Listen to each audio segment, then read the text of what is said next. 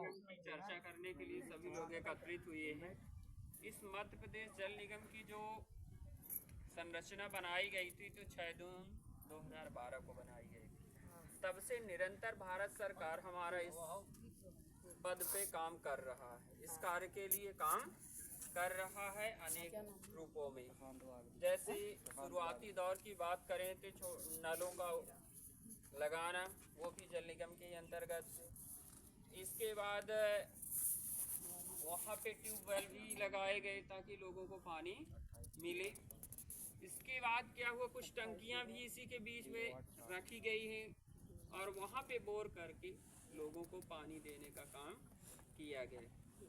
फिर भी हमारे भारत सरकार, हमारे जो प्रधानमंत्री हैं, उन्होंने कहा भी हम खुश नहीं, हम ये चाहते हैं कि जो बड़े लोग होते हैं वो फिल्टर पानी पीते हैं, शुद्ध पानी पीते हैं। और गांव में यदि हमने बोर करवा दी तो वो यदि वहाँ का गांव का पानी खारा है तो लोगों को खारा ही पानी मिलेगा।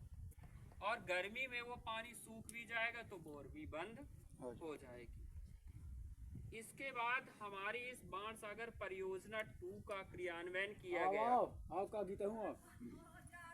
जिसके अंतर्गत पूरे 1 साल से हमारे ब्लॉकों में काम चल रहा है। इसमें नागौर और सोहावल ब्लॉक में हमारे टीममेट्स हैं, बीच बीच में हमारे सरपंच साहब सबसे चर्चाएं होती रहती है किस प्रकार से कार्य को जल्द से जल्द और अच्छे तरीके से किया जाए। सरपंच जी से बात हुई थी, कहीं व्यस्तता के कारण आज नहीं आ पाए हैं।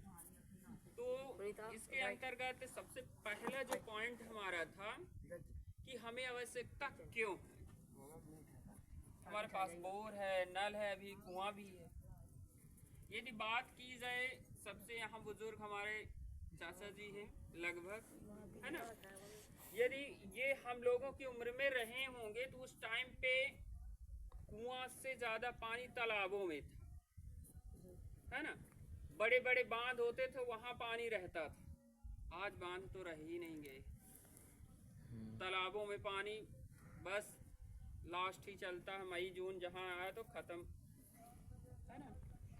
अब निरंतर हो क्या रहा, पानी की कमी बढ़ती चली जा रही है।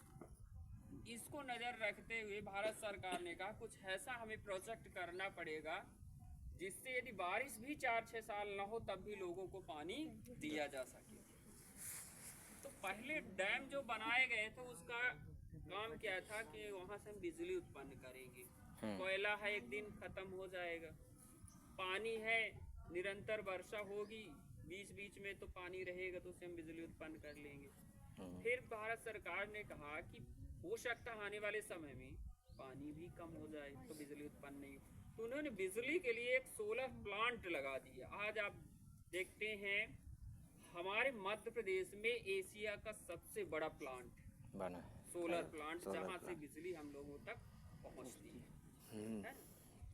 अब उसी डैम को किससे कनेक्ट किया गया, हम लोगों को, कि वहाँ एक WTP बना दिया गया, वाटर ट्रीटमेंट प्लांट, जहाँ पानी को फिल्टर किया गया और उस पानी फिल्टर को लोगों के घरों तक जोड़ा जाए। उसके लिए कई प्रक्रिया है, बड़े बड़े पाइप के माध्यम से गांवों तक पहुँचाया गया, वहाँ टंकी बनाई गई और टंकी के माध्यम से, पाइप के माध्यम से हमारे घरों को जोड़ा जा रहा है। कुछ ब्लॉकों में जोड़ दिया गया है, जैसे आपका मैहर हो गया, रामनगर हो गया, इन ब्लॉकों को जोड़ दिया गया। तो नहीं जुड़ा तो पाइप नहीं पड़े है, जुड़ेगा, समय लगेगा चाचा जी, आपका कहना उचित। उसी मुद्दे पे तो हम बात कर रहे हैं, है ना। इसके अंतर्गत क्या है कि जो ये संरचना बनाई गई है, किसी 1 या 2 पंचायत, 4 पंचायत की बात नहीं है।